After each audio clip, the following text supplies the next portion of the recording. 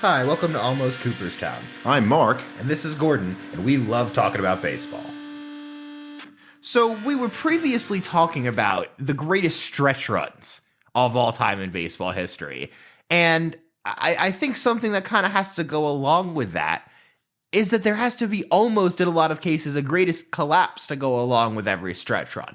Now, that's not necessarily the case, because you could have a stretch one where it's just one team playing excellent and then the other team just playing okay. Sort of like, well, or playing really well, like the 1948, Indians, and the Red Sox played very well that year and got into a playoff, just wasn't quite good enough. Even the Yankees, when they went on their crazy run to get past the Red Sox that year, I think the Red Sox still had an above 500 winning percentage. It was a collapse, for different reasons. It's a collapse for a different reason because of who they specifically lost to. But I think collapse has to be, it's something more than that. Like, that's a team just going into free fall with, X amount of games left.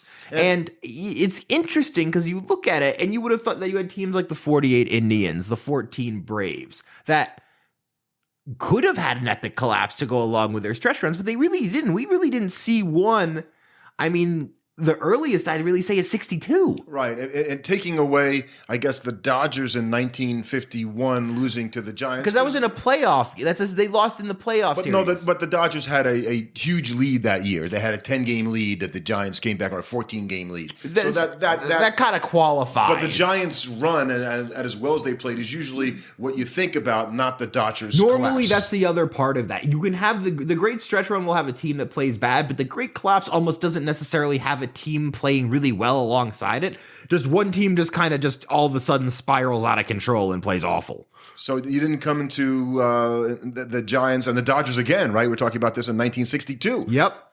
And the 62 Dodgers, and this is really 4 years after the Dodgers and the Giants moved to the West Coast. And there was a lot of, in 1959, the Dodgers won the World Series. And so they were both still very good teams having moved to the West Coast. And the rivalry was as hot as ever because they were the only two teams out on the West Coast. Mm-hmm. And the Dodgers still had Koufax and they had Drysdale. But the collapse here is, I wasn't really familiar with this. You weren't familiar with it? Because, I mean, it's not the biggest collapse, certainly, because you're looking at it like, they only lost like a 4-game lead with 10 games to play, which is a lot. That's a big, but that's not a crazy one by some of the later ones that come along, certainly. But I mean, they lost 8 of their last 10. That's pretty bad. Including Going 2 innings their back. last 4. Yeah. So they really went into the tank to end the year, and then they lost the playoff series. Another 3-game playoff with the Dodgers and Giants. So I mean, at least, like the only thing you could say is that when you're that team in that situation, you kind of just hope like, okay, you know what? I hope who beat us just goes and wins the World Series because it kind of just makes your loss not quite as painful because, you know what? We lost the guys. They were just going to win it anyway. Nobody was beating them. And the Giants did go on and lose the World Series. Right. So actually a very famous end of a World Series play. The Yankees beat the Giants. Willie McCovey's up in the 9th inning and hits a line drive. That would be the World Series winning hit. And Bobby Richardson jumps up and catches it. Game over, World Series over. See you later. And just that's got to break your heart even more. You're hoping like, oh man, they could at least go all the way, take it for us. And like, we lost to the winners. You didn't even lose to the winners. And that probably would have made that Giants stretch run in 1962 a little bit more one epic. of the great stretch runs of all time had that been a base hit, that one in 2 inches higher. We're talking about the Giants having one of the great stretch runs in history. And then, but you keep going and it seems like collapses. I think the problem with collapses is that it feels like something you should be able to prevent.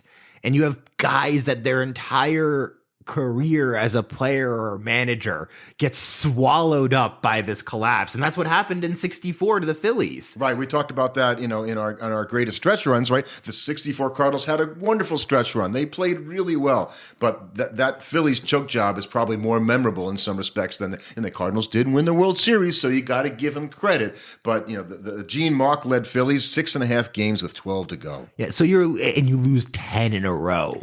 10 in a row. That's just brutal. And I mean, they had 2 guys, they pitched 2 of their top pitchers. So this is what got Mauch into trouble. Yeah. Jim Bunning and Chris Short threw 7 of their final 10 games, with 6 of the starts coming on 2 days rest. They lost every single one of those games. And of course, that is known in Philadelphia as the PHOLD, the fold. That's a rough one. So, yeah, Gene Mauch, who managed a long time, and I think we talked about him in our managers, he had longevity, but he never won a World Series. And it just impressed me that he managed for 29 years and never won anything. And it's the kind of thing where, like, if he was the kind of guy that would maybe get on just on, like, a longevity kind of thing, like the career recognizement Hall of Fame appointment, having something like the fold attached to your name is a death sentence. So we jump ahead to and we talked about the Miracle Mets, this, yeah. right, the Miracle Mets of 1969. But the Cubs and they were the established team. They were way ahead. They had a 9.5 game lead on August 14th. And then still on August 20th, entering the games on August 20th, they had a 98% chance to make the postseason.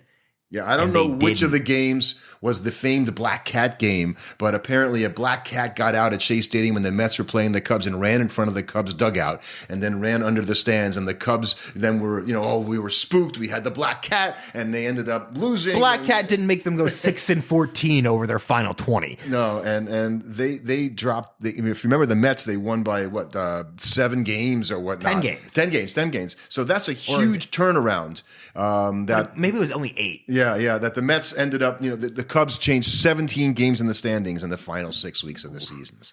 And this is so interesting that, here are the examples where you had teams that, you had, so in 69, you have the Cubs that you had the Mets and their, great stretch run and great collapse. And then when you get the next one 9 years later, you have another one because you had the Yankees and the Red Sox. So the Cubs also, we talked about this with the White Sox, they're playing with the weight of history, right? Because they hadn't won a World Series since 1908. And so in 1969, the collapse is like, oh no, they can't do this. And that's and then they did the that first year of divisional play. So and then 9 years later, the Red Sox do it. Exactly. So 2 teams that had the history of not having won in so long have these epic collapses in part, and I think that's the point here, because of the weight of history. And I think it's like, you look at this, they lost 14 of 17 during the final 32 games at one point. Yeah. That's just epic collapse. Like when you're losing at that rate, and the Red Sox you're talking about. The Red Sox I'm talking about. Yeah. And I think when you get into teams doing that,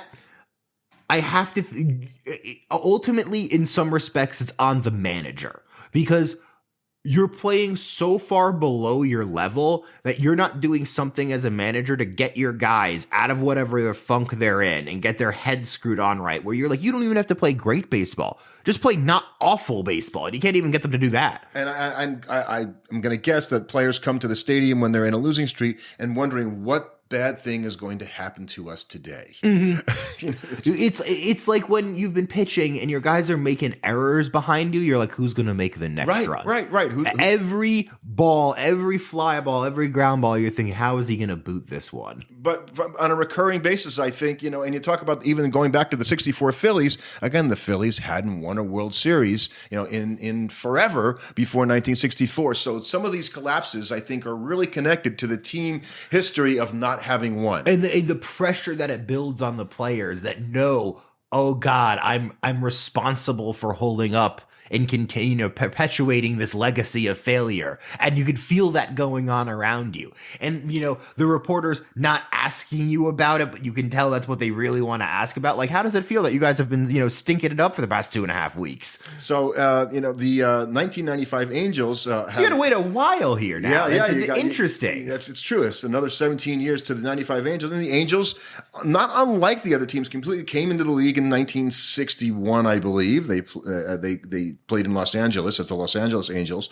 And so they hadn't won anything, and now they're around for 34 years. It's 1995. And by the way, in 1986, the Angels had a lead in the championship series against the Red Sox and lost on a famous home run by Dave Henderson, and the Red Sox went on to the 86 World Series, and the Angels' hopes were dashed. Now you're ahead another 9 years. You've got an 11.5 game lead on August 9th. We're playing fantastic. And then... the collapse. I mean, and this is a collapse because understand, they went 12-27 over their last 39 games, but they won the last 5 games of the season. So at one point they were 7-27.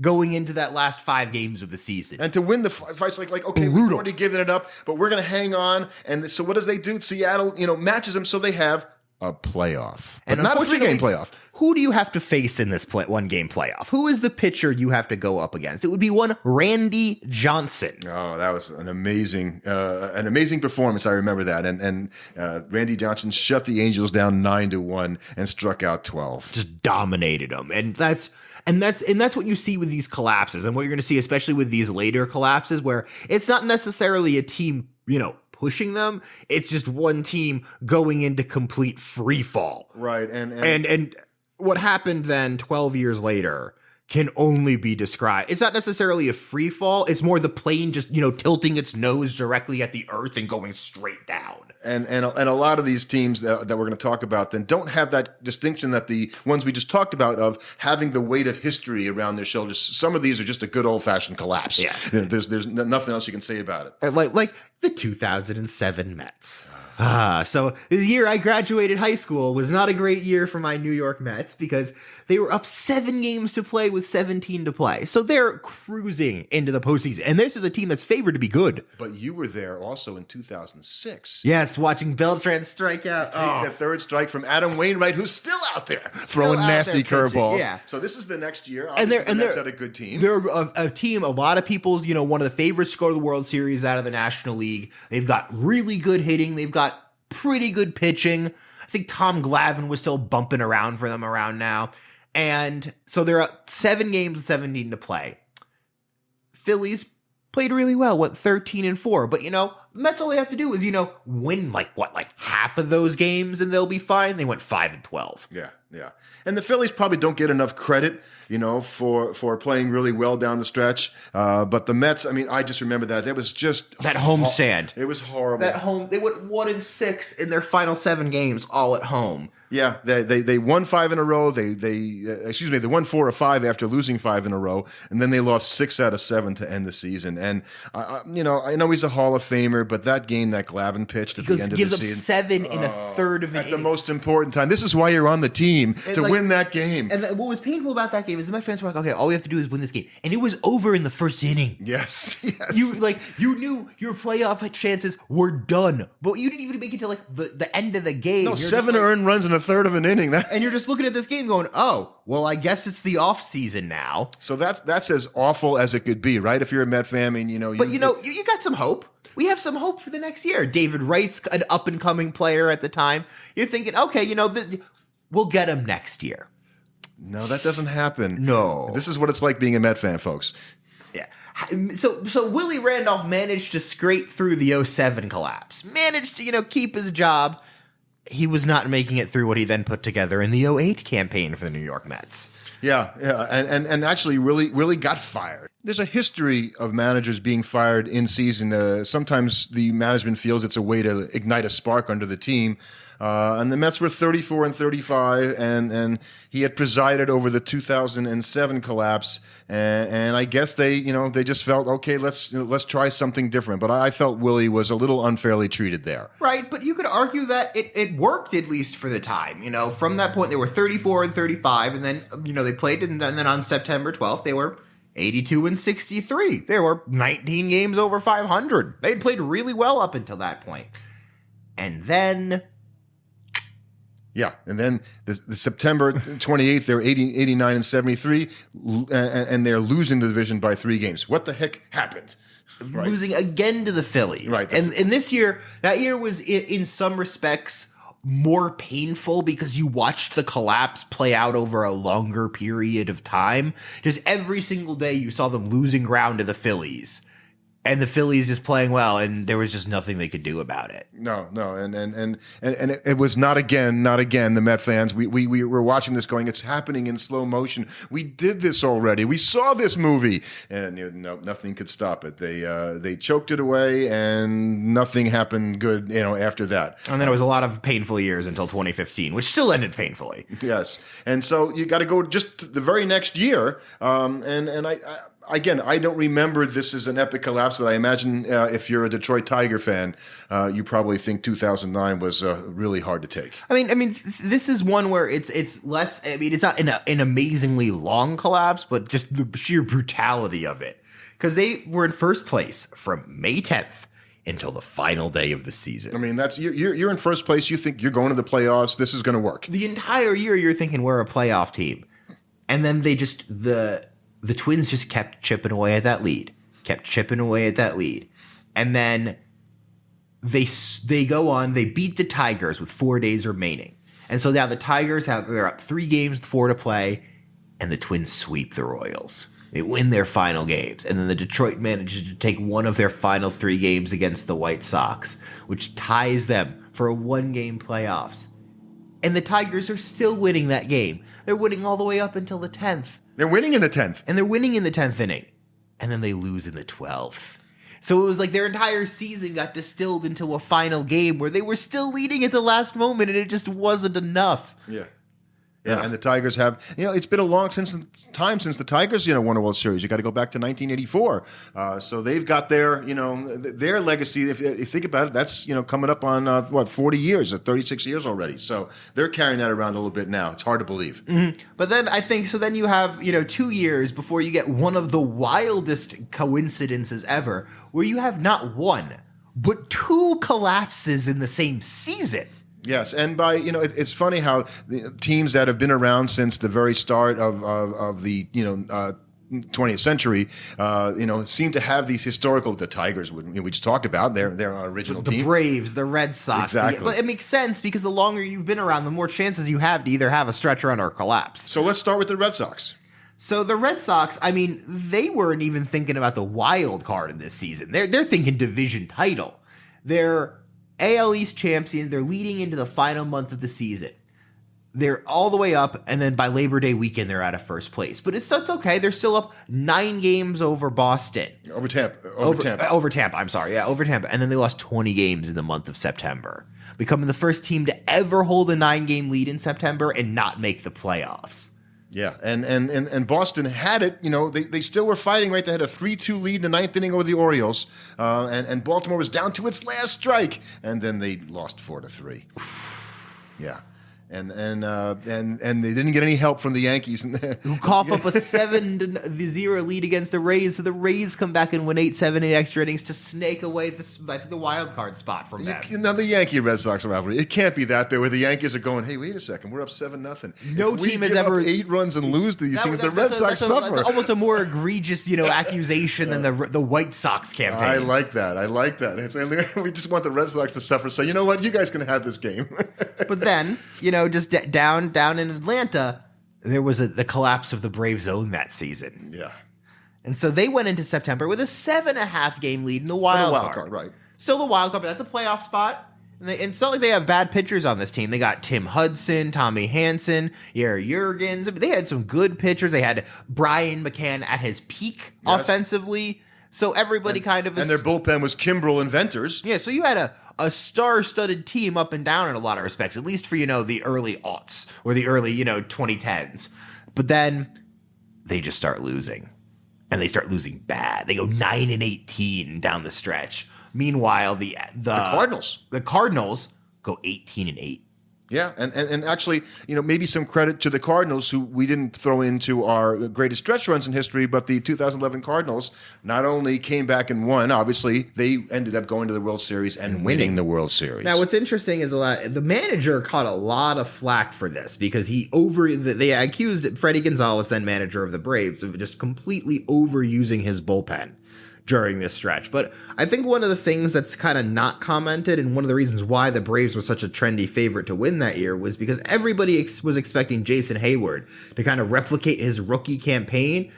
And he was never quite the same. He was a good player in a bunch of different years in the major league. He's still playing for the Cubs. But he was never the same kind of player he was in that rookie season. Yeah, he was a guy who was going to hit 40 home runs, was going to hit for 300, win Gold Gloves. He looked like a 5-tool player. He looked like Mike Trout before Mike Trout. Yeah. And then he just never really was that type of player again. So that brings me. So whose fault is it when you're having a collapse? right? Whose fault is it? It's got to be the players mostly. They're just not getting it done. And is there really anything that the manager or the team can do to really change that, other than firing the managers, which teams will do sometimes? Well, I think it really depends on why you're collapsing, because there's some things where I think certain collapses are a much harder thing to get out of. If your team just isn't hitting, it's tough to just make them start hitting. Like, this is not that easy to do. If they're struggling, they're just struggling, and you're going to have periods of the time when your team struggles at the plate, but there has to be something you can do as a manager to get their mentality, because my guess is that in that collapse, the difference between a collapse and a team kind of still squeaking into the playoffs is probably like 3 or 4 games in that stretch of bad play. That's true. And you as the manager, what you have to do is identify those 3 to 4 games that you would lose otherwise, that you can find a way to win by making sure your team is in the right headspace. But you know that, you know, we were talking about this, that there's a portent there, right? Things are going badly, and instead of thinking we're going to find a way to score runs, because we always score runs, our pitchers are going to come to the ballpark and give us a chance to win every day. If you're on the other side of that, you're coming to the ballpark going, okay, you know, we can pull out of this. You're almost dealing from a negative perception of, you know, who's going to blow it today. I don't want it to be me. Exactly. You know, and if you're the 2008 Mets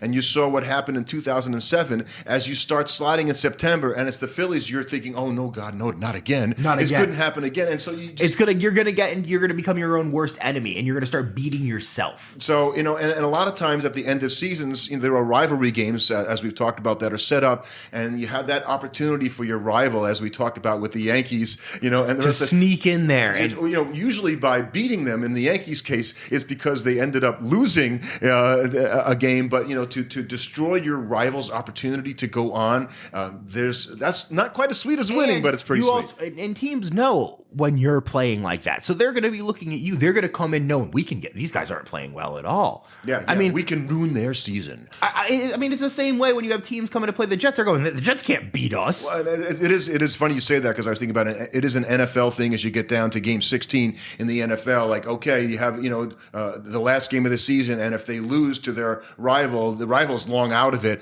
and all of a sudden, you know, the Bills and the Jets, that happened a few times where the last game of the season knocked them out of the playoffs, and how much that hurts. And because they'll come in and they say, hey, we can win this game. Right, and baseball's the same way. Exactly. You see that we could beat them. The Marlins, when they got 7 runs off Tom Glavine, they weren't making the playoffs that year, but they certainly could ruin the Mets' chances too. So I don't really see any epic collapses happening in the last 10 games of this particular truncated season. No, I think it's pretty hard because of just the sheer number of teams making the playoffs, that I think it would be really hard for any one team to play themselves out of the playoffs. Yeah, well, and there's teams that have clinched already, and there have been some surprises. But yeah, it's a mishmash, and you won't have one of those epic seasons in this season simply because it's only a 60-game season. So we'll have to wait for next year to see if there's going to be an epic collapse. Or another great stretch run. Another great stretch run.